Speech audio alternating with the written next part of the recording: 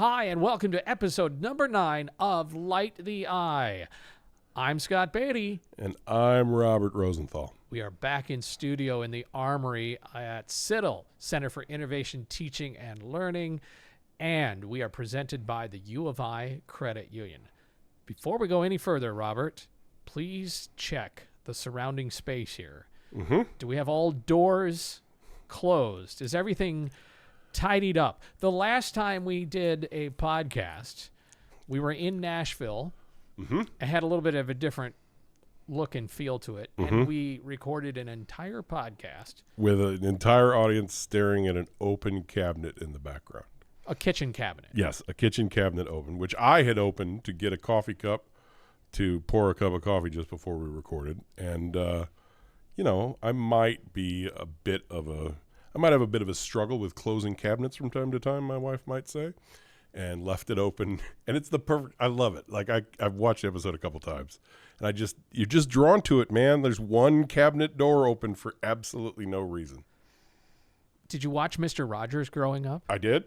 You know, he would take something out of a drawer or a cabinet and he would take it out and do what he would do with it for the kids on camera, and then he'd put everything back in its place and he'd put it back in the drawer, back in the cabinet, and he would close the door. But this did not register with you. No. You learned you're special. I You did. learned you have value. 100%. Your emotions are valid. Yes. But you did not learn to close the cabinet door. Nope. It's good. It's like, you don't want everything perfect, right? You just want a little bit of chaos in there. I'm that chaos for us, Scott. And so, what happened today? Tell the folks what happened today. Well, we're starting this a little later than we were supposed to. And why is that? Well, this podcast is called Light the Eye. And what's one thing you really might need if you're going to do a Light the Eye podcast? An eye that can be lit. Yes. And what did I do with that eye? You left it at home. That's right. Thankfully, you don't live too far away. That's right. But you might want to remember the eye. Yes. That might be a important part to our podcast. There is only one eye at this moment. Maybe Correct. that'll change in the future. I don't know how the eye might be replicated, and then because then you open a whole can of worms. Who's got the original eye? Yes, 100%. But this is the eye. It traveled with you to Nashville. It did. You had problems with it down there. We'll get to that later. Yes, if you might have seen it on Robert's social media, but the eye had an anticlimactic finish to the whole day at the Music City Bowl. That's right. But it was lit, as is the most important thing. We only light it when we win, and it was eventually lit. All right, coming up, what a holiday stretch of 2 weeks for Illinois athletics. We're going to dive into that. But before we go any further, first of all, thanks again to our presenting sponsor, the U of I Community Credit Union. They've been great partners. Our hosts here at CITL in the Armory, and to you. We've gotten plenty of feedback and comments. We're going to get to some of that at the end of the episode where we answer a few of listener and viewer questions or comments. If you would, and you haven't yet, please like and subscribe. It helps us grow the podcast. And we ask you to do that genuinely, of course. If you like it, leave a review, rate it, all that good stuff. We really, really appreciate everybody that's been a part of the launch of this. All right, Robert, let's see if we can do this for good. It better work You better get than Nashville. one shot. One shot at it. It is time to Light the Eye.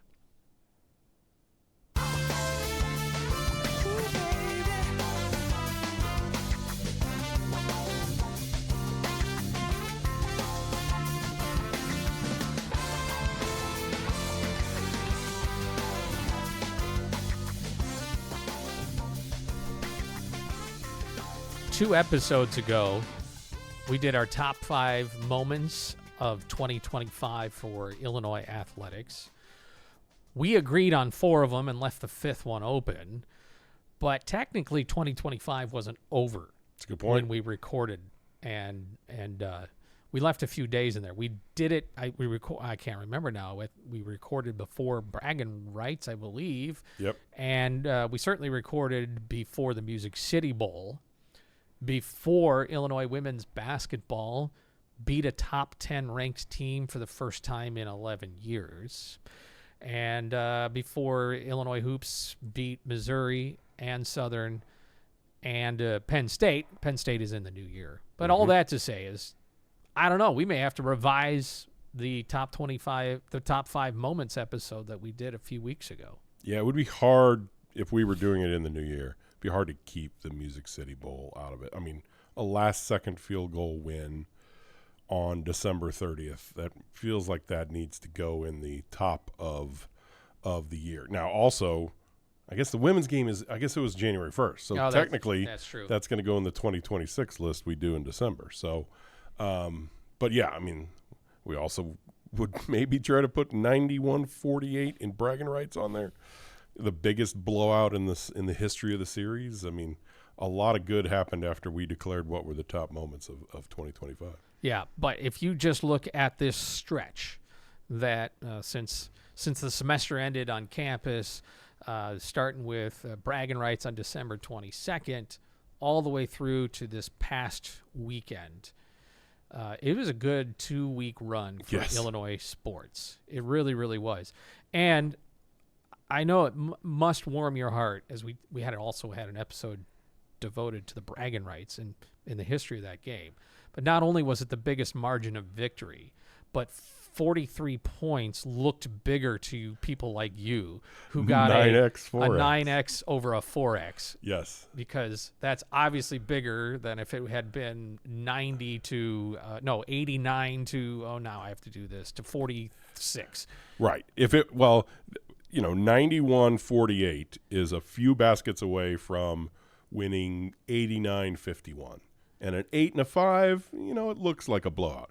A 9 and a 4 on the scoreboard, that looks like absolute destruction. And believe you me, in the last few minutes of that game, I was so nervous when that Missouri, I don't know if it was a 3 or a 2, but they got a shot in the air to possibly push it to 51 or whatever, which would have, taken the 9x 4x and made it a 9x 5x, which is just a little bit. I love that so many people reached out to me in the immediate moments after that game just to say that. A lot of people have bought into this whole idea of scores matter. And there's not much better than your walk-ons come on and somehow push it over the 90 mark, and that those walk-ons also play decent enough defense that you hold them under the 50 mark. It was a glorious capper to a great game. Scores matter. It was scores a 43-point win no matter what. No matter what. The difference is 43. But again, just think 89-51 versus 91-48. It's like two wholly different games. But how does this score make you feel? Exactly. If it was 63-20, you would have been less satisfied. Math makes maybe feel sad. All the efforts for Illinois have rewarded them with a number 16 ranking in the AP poll that dropped at the beginning of this week on Monday. And look, polls are more for recruits, more for outside perception. Coaches want to look at the predictive numbers, offensive efficiency, defensive efficiency. Ken Palm does a great job at that on the men's side. I think Bart Torvik does a decent job with that, as I understand, on the women's side. So those are what they call the predictive measures. How will two teams match up? How do you perform compared to your average baseline team in college basketball? But still, that is a nice number for Illinois on the ranking side. The women just missed out on the top 25 ranking, and that's all right, I think. I kind of get it. I kind of don't. You just beat a top 10 team in Maryland at home, and then you gave a really good fight to a ranked Michigan State team on the road. I would have liked to see Illinois there in the rankings. I get a little bit of skepticism, and of course voters are also looking at what everybody else does. Sure. And how deep is every voter looking at everybody's individual games? It's totally subjective. Yep. At the end of the day, does Illinois women's basketball look like one of the 25 best teams in the country? Absolutely. I would argue yes. Mm-hmm. But more importantly, right now, Illinois is a tournament team. Yep. They look like a tournament team, and I think that's what matters. Yeah, that's why the game on New Year's Day was so big, is in that a great start and 12-1 start and everything else, but there wasn't, there's still quads in women's basketball too. And I believe, I had somebody write this up for me on the site that there hadn't been a quad 1 or quad 2 win yet. You needed that. Yes, this is a good team. And beating Maryland, yes, this is a good team. And it's crazy to start 13-2 now, but 13-1 against losing everything that they lost and 4 starters and 85% of the scoring or whatever. It's just crazy to turn that over so much from basically the team that Shauna Green had coached for 3 full seasons, to turn to a completely new team and be at this level at this point is great work by her. Well, you knew the talent level of the roster was good. Yep. It's just younger, but the freshmen haven't freshmaned that Yep. much. They really haven't blinked that much in the midst of the tests they've been given. Even on Sunday against Michigan State, there were several moments where Michigan State was on the brink of turning it into a lopsided victory. It was at a 10-point deficit or a few more than that, as I recall. And Illinois would battle back. They'd get within a bucket. Illinois never turned the corner against Michigan State in that game. But 2 or 3 times it was like it's put away time for Michigan State. And the Illini brought it down into the last few possessions of the ball game. Couldn't turn the corner. But that's a very good Michigan State team. Yep. So I don't think there's anything to hang your head about losing to them other than it was disappointing. You would have liked the win. On Wednesday at the State Farm Center, they'll get another ranked team in Ohio State who's given so many opponents fits with that press. Illinois is now going to see their 3rd straight pressing team, all a little bit different variety. In Maryland, Michigan State, and Ohio State really presses you and tries to steal and create turnovers. But I think Illinois has handled it much better in the last 2 ball games than they have in years past. So it'll be a very intriguing matchup at home. And I just looked at this first set of games for the women in resuming Big Ten play. And I just thought if you can get 2 out of 3 between Maryland, Michigan State, and Ohio State, you would take that, in my opinion. Yep. It's kind of interesting how it contrasts with the men's schedule. The schedule for the men in January is, quote, softer. I know that, look, it's the Big Ten. You don't take anything for granted. Sure. But just looking at rankings and KenPom and everything, the harder part starts at the end of January when you go to Purdue, and then into February you're going to get Michigan and all that. So the women are having to face the more challenging part right now. The men will get that a little bit later. Yep. But both teams are cooking. And, Yes. of course, you still have a little bit here of the afterglow of the Music City Bowl, which, by the way, I know there's a lot of portal talk. We should get into that. But I wanted to, just put a button here on this stretch of basketball. Yeah. And the impressive thing for the women to me is, they have a big 3, it feels like, right? You have a freshman, a sophomore, and a junior that have been doing so much for you. To me, it's a Parchment, Wallace, and Dolan show. And it's really impressive what Parchment's been able to do as a freshman. I think where I'm going with this is that Shauna has changed recruiting, and when Barry Wallace signed and was in top 25 of this list and was in number 19 on that list, it was, okay, is this the best player signed to Illinois basketball in 25 years, that kind of thing. There was also a lot of hype around Parchment and Dolan, a few years ago. And obviously there's more with Destiny and other, coming in the future. But to have turned those recruiting results into, when you bring in exceptional recruits, you can have a sophomore like Barry Wallace who's maybe on her way to first team all conference kind of thing. When you recruit at this level, you can then immediately see these kind of results. And that's what we've been seeing so far. And it's, again, as I said earlier, it's crazy to see it when you turn over a team like this. Look, Brad Underwood had that team where he just handed it off to Io and Georgie and freshmen and brand new team. And it took a while for them to get going. This is hey, we're turning to a brand new team and we're probably should be a top 25 team. Well, basketball affords you that too. The nature of the game. Young players can be really, really good. Yep. Look at Keaton Wagler, a bit under recruited. He looks like a one and done. And by the way, he was named Freshman of the Week for the Big Ten this week. And on the women's side, Ciara Parchment was just named Freshman of the Week. Also for the women, Barry Wallace gets an honorable mention for the Big Ten for her performance this week. But you can have freshmen who have talent and maturity that can run your basketball team. Other sports, football, not every position, but there's spots where you just know you have to wait. And usually the starting offensive linemen are not freshmen. Yes. And speaking of that, it's crazy that the game at Penn State, well, at Philadelphia, playing at the Palestra, the Penn State game for Illini basketball. I mean, it was a game that nobody 2 months ago would have said, all right, Keaton Wagler's going to get 4 fouls, and the team's going to look around and be like, oh, well, what do we do without him? And there's going to be a lull when he hits the bench. I mean, he was, plus 17 in the plus-minus, highest on the team. You know, he got that 4th foul early in the second. Underwood kept playing him despite 2 fouls in the first, and he picked up that 3rd in the first half, and there was a lot of concern, and he didn't play that many minutes. But, you know, pretty crazy that we're at some point on January, when's that game? January 3rd, where the true freshman goes out and the fans and everybody else is kind of like, oh man, what do we do without Wagler in there? That's quite the testament to the true freshman star. Yeah, one of the most mature players. Yeah.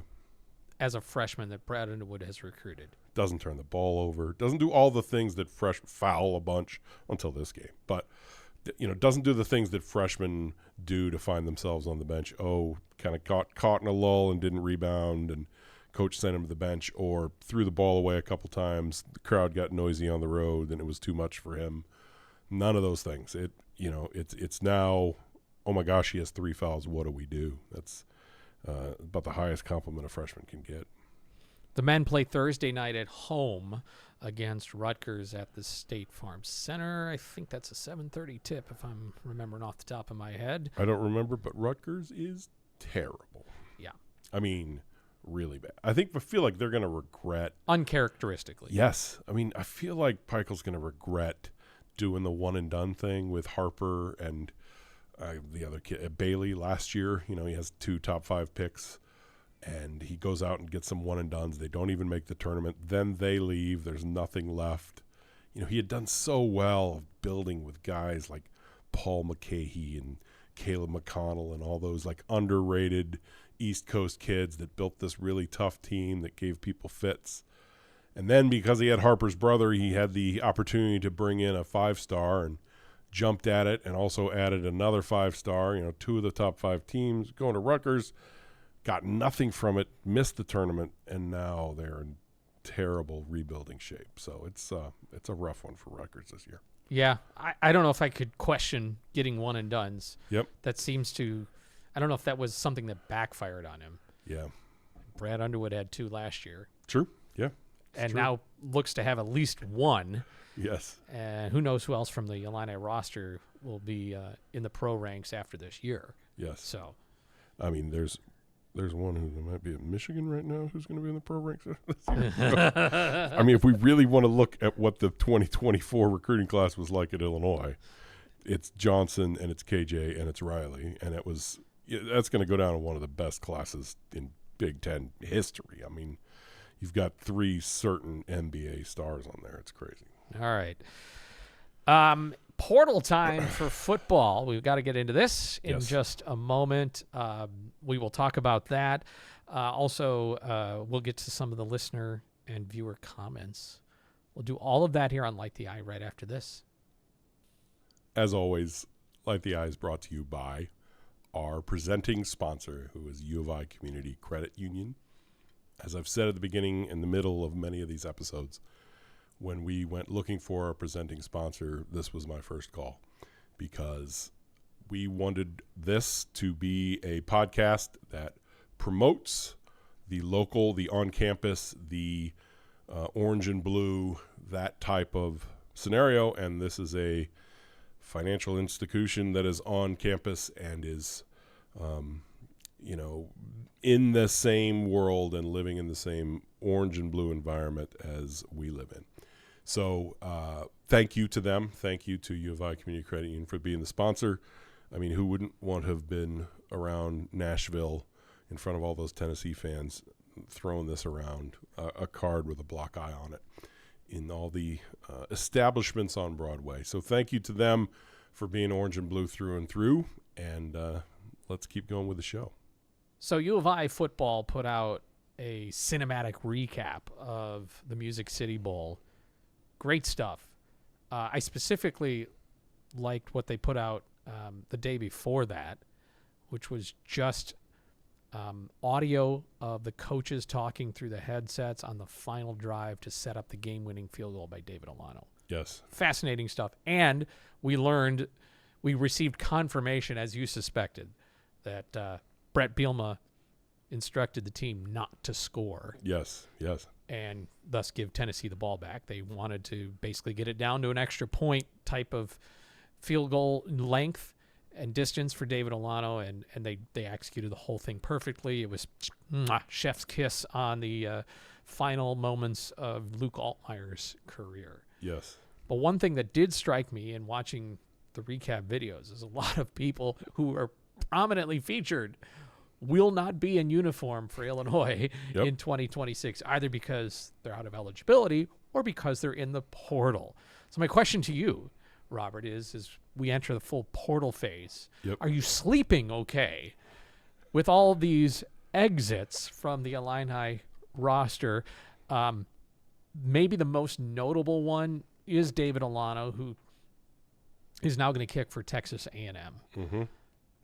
But there's been other notable exits, some from guys that were down the depth chart or never saw playing time, but some that really did see a significant amount of snaps. Justin Bowick, receiver who is basically the go-to red zone target, for example, comes to mind. Tomiwa Durajaye on the defensive line, Kurt Neal as well. I see a lot of nervousness out there. Mm-hmm. So are you okay? First off, well, let's start with Illini. I've given this answer to several people so far. Somebody asked, we have a Slack channel that's part of Illini board, and someone asked me a question on the Slack channel of like, I know you're closer to this than I am. How do you do this? How, we see a guy kick a game-winning field goal and jump into the stands with his family in orange and blue, and 3 days later he's in Texas A&M gear on social media saying, let's get it, Giga Maggies. How do you deal with that kind of quick departure and the feelings of all this? And my answer is, and it's a little unorthodox, obviously. Is there anything that isn't? Right. I have this thing where when I follow the team, sometimes I'm like defending the players like they're my kids, kind of. That's the vibe I give sometimes. Like if a Iowa fan goes after some Illini player, my defense mechanism is like some fan at one of my son's wrestling meets or something, like saying something about him. You get a little mama bear? I do. I very much do. And I've been accused of that on Twitter and this and that. And it's like, hey, man, that's a little weird. And it's like, look, it's how I am. It's how I look at these teams. I went to school there. They've chosen to go to school there. We're all part of one big family. And a family member is being, attacked by someone, I get into defensive mode. So in that same vein, with something like this, I'm kind of excited for them. As weird as that sounds. You want them to fly, bird? Yes. Leave the yes, nest? As weird as that sounds. Look, when my son moved away from the St. Louis area to Idaho, it's 2,000 miles away from my wife and I, and that's a big deal. And as a parent, yeah, you're disappointed and like, oh, man, he's going to meet somebody out there and they're going to get married and we'll just never see him again. And there's all those parental things. But there's also this, maybe it's just a fatherly or I don't know. But like I had this emotion of like, man, I can't wait for him to write his story, right? I can't wait for him to get out there and write his own story and tell his own tale and live his own life. And when I can see him, I can see him. But you raise kids because you want them to have those moments. And that's my emotion toward David Illini Texas A&M kicker that I'll be excited to tune into a Texas A&M game. Look, I'm certain that they have other NIL opportunities, like actual NIL opportunities of the local coffee shop wants somebody to promote them and such brand. When you need your morning kick, Yes, exactly. go to There are 10 times more opportunities like that, Aggie unfortunately. Coffee. Yes. In those scenarios, they have those things that maybe don't exist in Champaign for players further down the roster, because the guys at the top of the roster are doing the, local TV ads and all the stuff that it's just a different level in a town like College Station and everything else. And so if he has that opportunity, say he never kicks in the NFL and he has an opportunity to make a decent amount of money doing these type of NIL things in College Station, more power to him. That's kind of how I feel. It's thank you for the USC field goal. Look, we saw last night that the kicker for the Ravens, with an opportunity of, if I make this kick, my team is in the playoffs. If I miss this kick, the other team is in the playoffs. And he missed it, and an entire city is downcast. And by the way, all those players miss out on playoff checks. Yes, and because he missed it. Yes. And this could have been the story for both the USC game this year and the bowl game.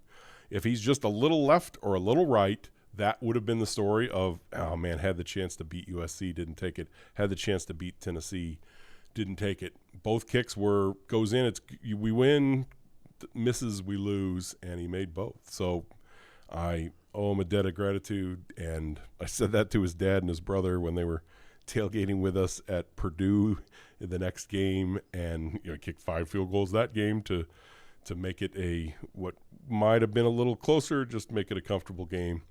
And now he's off, and that's that. So that's my first answer to this, which is I feel maybe differently than a lot of fans do toward this kind of thing. It's hard to process. It's hard to deal with. Like, he was just wearing orange and blue 6 days ago. But I still have that feeling of like, go make us proud, even though it's at another college. It's strange. Yeah. I think there's 2 different emotions that the fans experience, maybe 3. One is what you just mentioned, like, wow, you were just doing this and now you're doing that. And this is that's kind of tough. There's another level of kind of anger Sure. that comes out. And I don't have a whole lot for you if you're in that space. You owe me kind of thing. Yes. Yeah. Yes. 2 things can be true at once. Mm-hmm. David Alano did a great job at Illinois as a kicker. He will, as he said, always have a piece of Illinois with him wherever he goes, and he can also go be a good kicker somewhere else. Mm-hmm. And it doesn't mean he hates or has abandoned or is a traitor to one school. Right. But I think that crowd is maybe louder sometimes in the social media sphere, but isn't as big as you might think, just because of how their volume. But there's the other side, which goes, wow, he was here and then he was gone. Yep. And this is just really rattling me. Yep. Then there is whenever you see people getting in the portal, there is the angst that comes up. Mm-hmm. Well, what are you going to do at a kicker? Yep. What are you going to do at this position? Well, why are these people leaving? Is there something wrong? Right. Are the coaches too mean? Is NIL too small? Was that guy really good, but the coaches don't understand that he's really good and they're not playing him enough? What is the problem? Why would players leave? And my answer to that is there are now thousands of football players in the portal. This is what's going on. Yep. I don't know. I'm not in those rooms, in those discussions, of course, but I would just say there is a side to it where everybody is trying to do the same thing, get the best roster and win. Yes. And I always look at it, I've said this several times, the player that changed my view toward all of this is Marcus Damask on the basketball team. Because look, when the portal opened up and when he's not a place kicker. Right. When Damask arrived, my ability to go from who's Marcus Damask to I would take a bullet for Marcus Damask happened so quickly. We all had that concern that there was this Like, I'm not even going to know the team each year. Like, I grew up because Bruce Douglas was there for 4 years, and I followed his entire career, and I had his, a shirt with Bruce Douglas on it and Ephraim Winters, and they're just there year after year after year, and you build it up. Well, what am I supposed to do with a new team this year and then a new team next year? And for whatever reason, Damask was the player of like, wow, this happened quickly. Like, the Damask family is so embraced by Illini Nation and Illini fans, and just even seeing his dad going around Boston that year at the Sweet 16 and before the Elite Eight game and everything else. The Damask family are the conquering heroes entering the bar and all this stuff. And it happened so quickly that it just shifted my brain toward like, yeah, I feel like maybe I can embrace the new fairly quickly if they are wearing orange and blue. And I've just kind of stayed in that spot since of, look, I took to Will Riley and KJ immediately, and I took to Luke Altmaier immediately when he transferred in, and I've just taken this new, like, well, let's see what we're unwrapping under the tree here during portal season as a different way. Yes, when people used to announce they were leaving or transferring 5, 8, 10 years ago, it was a big, like, well, now the freshmen aren't ready, and what do we do, and this and that. And now it's more of a, hey, well, we were sitting here prepping for this. The starting center from Wisconsin showed up on the Illinois portal list. And it's just kind of a, you wait and you see, and then you get to spring ball and you evaluate. And as I wrote and we've talked about here, it's kind of like unwrapping presents. It's kind of like, yes, I'm going to be sad to see some of these guys go. And yes, I thought Durajaye would be a starter and the leader of the defensive line, but he's apparently chosen the mercenary path. He will be at his fifth school in 5 years next year. He redshirted 1 year and then did 1 year, and now he'll do 1 year. And some players, more power to them. That's how they want to do their college careers, and that's fine. And I feel like Illinois fans can trust this staff to go out and find replacements and figure out how they want to do it next year. So it's different than I thought it would be, but I'm at the same level of when you trust the staff, you just be kind of exciting to see what these new guys are once spring ball gets here.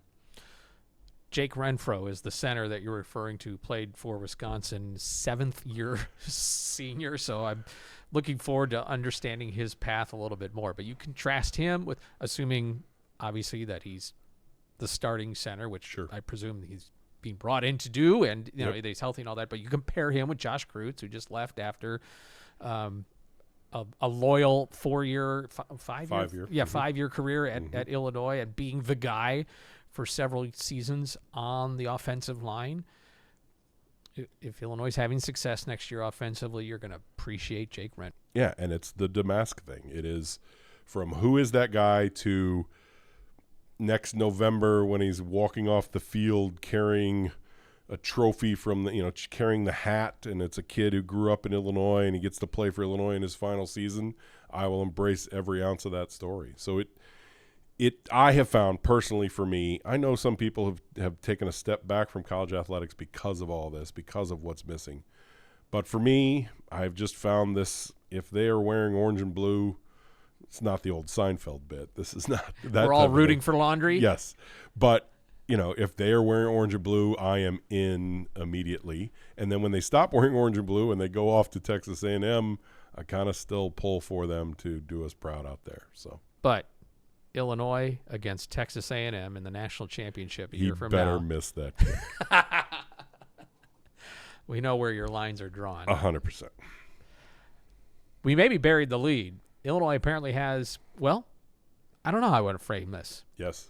A quarterback is officially on the roster now for 2026. Caton Hauser, coming from East Carolina University. He was a Pirate. Mm-hmm. But I don't want to be a Pirate. Did you put that out there?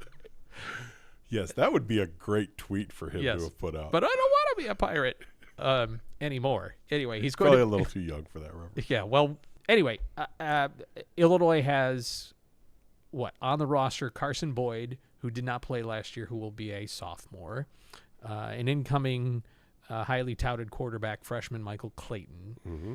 And then, of course, now Caton Hauser. I'm just a little bit rankled that now Barry Hauser gets the guy with the same last name. You had the Beatty thing. And I had a Hank for Beatty 4 thing. years. We weren't related, but I had a Beatty, and Yep. now Barry Hauser gets Look, I had Max Rosenthal. Yeah, well, that's true. I had Max Rosenthal for 2 full years, and then he was on the coaching staff for 2 years. So I had 4 years of Max Rosenthal. I will say this: it's all stays in the band this way. Yes. Hauser band. Uh-huh. That's very good. Yes. But I think the bigger question is well, who's Illinois' starting quarterback? And we're sitting here on January 5th of 2026, and we need to know Yes. who's the Yes. starting quarterback. Yes. It's interesting how, Ethan Hampton was brought in from Northern Illinois to be the backup this year in case He's gone into something the happened. portal. And now he's gone into the portal as of today. And, he was going to sit out a year and then be the starting quarterback. And then they find Hauser, and so he goes and looks for a better spot for his final year of college. So it's crazy how quickly it happens. It's crazy how, it's impossible to evaluate sitting down, making a chart to write about this stuff. And, and then suddenly the 2 guys I have in starting positions on the defensive line, Durajaya and Conan, both enter the portal, and it's like, okay, well, now we got to pivot to all this. So it's impossible to follow minute by minute and this and that. But I think we do know that with Altmaier graduating, they wanted someone to compete with Carson Boyd and the incoming freshman Michael Clayton, and that guy is Hauser. So I think spring ball, is we now know, since Clayton is enrolling early, you have Boyd.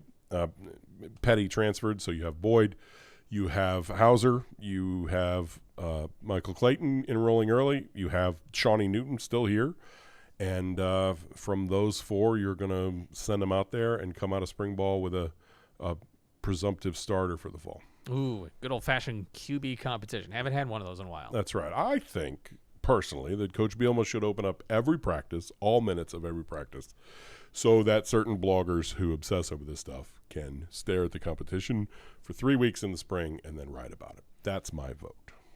I would vote for that as well. If we had Bielema back on the program again, he might have an overriding vote on that. Yes, they might not want some of their new offensive stuff to be seen by anyone, but just let me. Why not just let old Robert sit over there in the stands? I'll even sit up in the balcony in my seat. Who loves your players? Anything. He loves your players like sons. He wants to watch the practice like his kids are out there. Why would you keep me from my kids? No coach wants the parents of the kids. That's a great point. In the That's practice. a great point. I'm gonna have to rethink this appeal once I give it to him.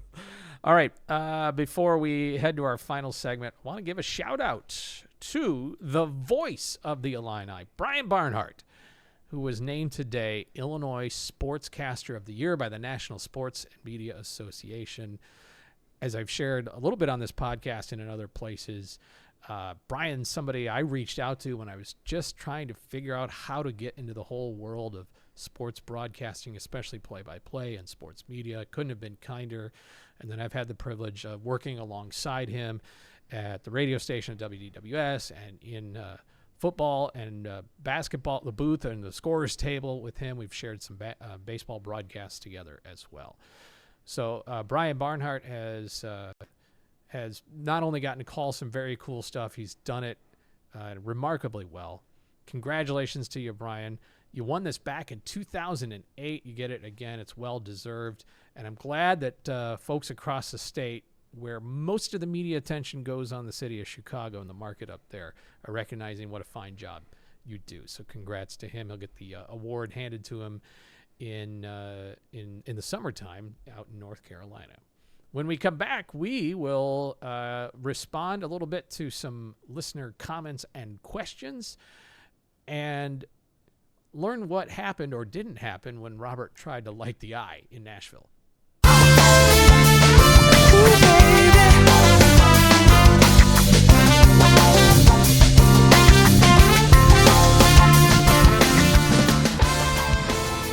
We appreciate all the feedback we've been getting, and if you would like to leave a comment, if you're on the YouTube comments, or you can email us. That's a very old-fashioned way to get in touch with us, lighttheeyepodcast@gmail.com. That's lighttheeyepodcast@gmail.com. We appreciate listener and viewer feedback. All right. A few weeks ago, we had our best moments of 2025. We agreed on our top 4 moments of the calendar year for Illinois athletics, which was the the USC football win, the women's basketball victory in the NCAA tournament, Lucas Bird winning a national championship, and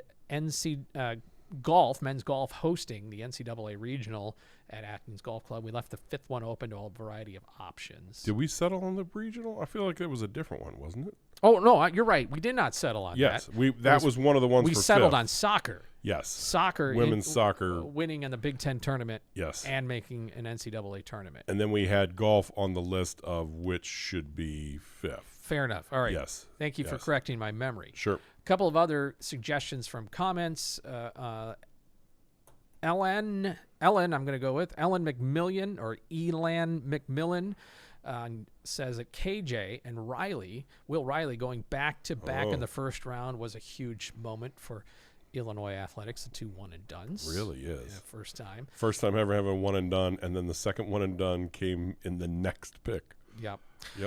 JD Live says 2 first-round draft choices might be bigger than the NCAA win as a hoops story, and 3 wins for Illinois players on the PGA Tour. I knew JDL would come up with. He's the Illini golf nut, and so I knew he'd come up with something golf. But yes, that was big. I mean, that's like I could. Wasn't truly an Illini moment in an Illini competition, but yes, I very notable. Yes, the single biggest year on the PGA Tour for Illini golf ever, including anything Steve Stricker ever did, or anything that DA Points ever did, or anything else. The single biggest year on the PGA Tour. Alan says a big moment was Luke Altmaier staying at Illinois instead of going to Tennessee for the bigger really money. Was. Yeah, I guess one thing didn't happen without the other. No, absolutely. And then for him to get to beat Tennessee, and getting to kind of have literal last laugh with getting them to jump off sides to make 3rd and 6 into 3rd and 1, which was very manageable, and Fagan picked it up, and then you take a knee, and he's like falling over laughing out loud on the field that he got Tennessee to jump. That was a very, very big moment for Illinois football. And if you paid attention to that social media video they put out, Barry Lunny, it was in the plan. Like, if they don't jump, here's the play. But we want them to jump. It was entirely what they were trying to do. Yes. When people saw that, I think I said this in our postgame, when people saw his immediate reaction, some people thought, Altmaier thought one of his players jumped, and his reaction of throwing up his hands was like, why are we having a false start right here? But no, he was laughing out loud of like, they fell for it. That essentially ended the game, because it was 3rd and 5.5, which means that meant they would move to 3rd and a half foot or half yard, and that's that. You're going to pick that up, and they did easily pick that up, especially that late in the game with the defensive line really tired. So it was really, really funny to see him get one final laugh at the team who tried to pull him away, and then put him away with a field goal. Illini Greg in Green Bay asks this question. Okay. How is watching this version of Bielema ball different than Zook ball to close out ball games? Well, I'm going to get this stat wrong, but I believe But it's not going to stop you from saying No, it will. Yes, I believe it was something like 3 consecutive years where Illinois did not have 5 consecutive years where Illinois did not have a 4th quarter comeback. If at any point Illinois was losing in the 4th quarter, any point during the 4th quarter, Illinois was trailing, Illinois lost the game under Zook for it might have gone over into the first year of Beckman. I can't remember. I'm just pulling this off the top of my head. But there were no 4th quarter comebacks. None. 0. If the other team took the lead in the 4th quarter, ball game, it's over. I don't think it went away until that run. Maybe it went until 2014 when they came back from 5 fourth quarter deficits and came all the way back. But that was the tellingness of like the little things. We know this, right? The little things under Ron Zook did just not happen. The little things that make a difference in the game, the special teams, this and that, the bad turnover, the terrible penalty, all seem to continue to cost Illinois. And now this year, Illinois top 10 in least penalties called across the country. They were number 12 going to the bowl game, and I believe they're number 9 now. We still have a few postseason games left, but I believe Illinois' average penalties called per game is like 9th nationally. And those are the things that make a difference. Look, how could have that fourth quarter drive, that 5-minute drive to win the game, how could it have been different? A false start here, a really bad 15-yard personal foul because there was some shoving after a play and suddenly that drive falls apart. All of the things, a turnover of anything that we saw that Ron Zook had great athletes and solid coaches, and we saw what they could do in the Rose Bowl season. But we also saw the lack of discipline hurt them so many times, and we also saw very few fourth quarter comebacks. And this is the opposite now. You see over and over fourth quarter comebacks and discipline over mistakes, and the little things mattering in close games. I would also add just a clear plan from the coaches on how to go about late game situations. Yep. Every coach, including Ron Zook, had their strengths. One of Bielma's strengths is knowing how to win in the margins. All the things that you just said, plus clock management and game management at the end of halves, at the end of the fourth quarter. And he and Lunny and Ben Miller, and it looks like Mike New was in there too, Yep. all are in sync. They've rehearsed it. They've planned for it. They knew exactly what they needed to do when Illinois got the ball with whatever it was, about 5 minutes left in that last drive. And they've done it over and over again. You got the right players who have to go out there and execute it, of course. But it just seemed like we're not rolling dice around here. We know what we want to do and how we want to do it. And most of the time, it's worked for them. And they practice it and practice it and practice it. People ask me, what's like the biggest difference with a Bielma practice versus Zook or Beckman or Lovey or whoever? And the biggest difference, hands down, is situational football. Meaning, they'll say, we're practicing second downs today. Or we're practicing this third, or we're practicing extended red zone from like the 20 to the 40. We're working on specifically on those plays of we're trying to get into field goal range. We're trying to get into the end zone. What do we call on these downs? What do we call when it's these situations? And they'll run a 3rd and 7 from the 26, and they believe a 3rd and 7 from the 26 is a wholly different kind of football than a 3rd and 7 from your own 42. And they just practice that and practice that and practice that and work situations and scenarios. Where are you on the field? What kind of plays we call? What kind of sets we do? All that kind of stuff. And then we see it come out in these moments. Those situations they are ready for because they have practiced those. It's not that Zook teams like didn't practice 2-minute drill or whatever. It's just that they have gone through so much of when you're on this position in the field and it's this down and distance, here is the kind of thing we're looking for. And there's more risk when you're here and there's less risk when you're backed up to the 10 and all of that, to where the players have practiced it starting way early in spring and they know exactly what's going to happen in those scenarios. All right, before we go, we teased it at the outset.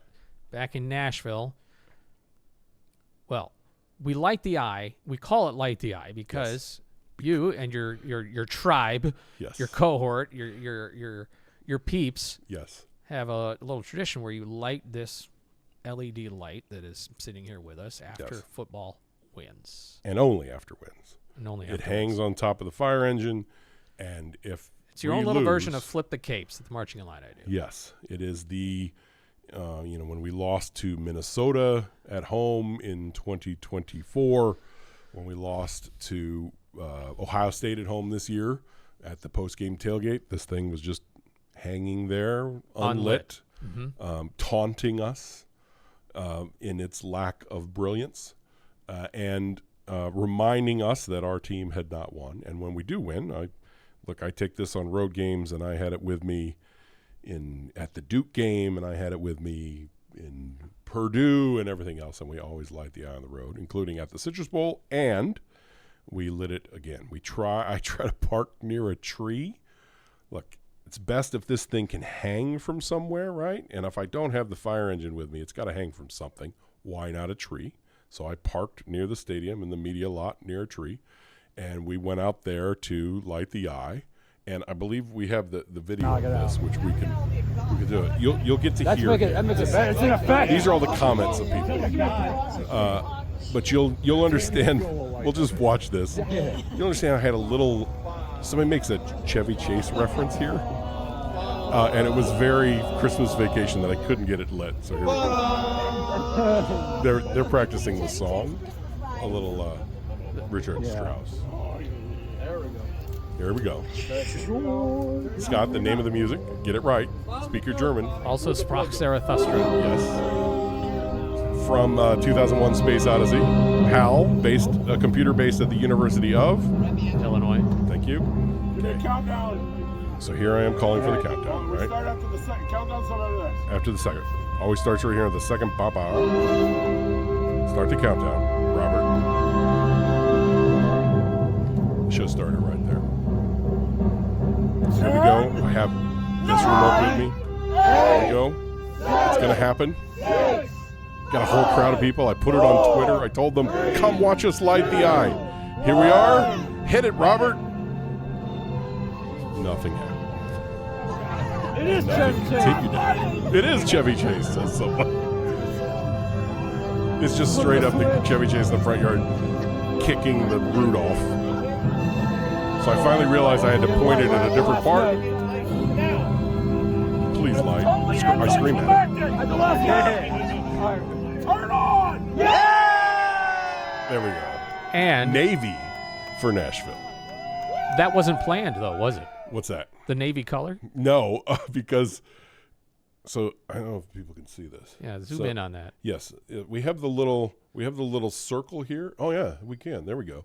We have a little circle here that could be any light. So let's just do it right now. We could go to Navy for Nashville, or we could even go to some kind of red, pink, magenta. We could do a green eye. We've got all the colors of the spectrum. And so we did, I was messing with this thing, like, why won't it light and this and that? And for whatever reason, I guess I had shoved the color into the blue frame, and so it came on as Navy for Nashville. Let's just leave the Navy up for now. Let's just leave it up.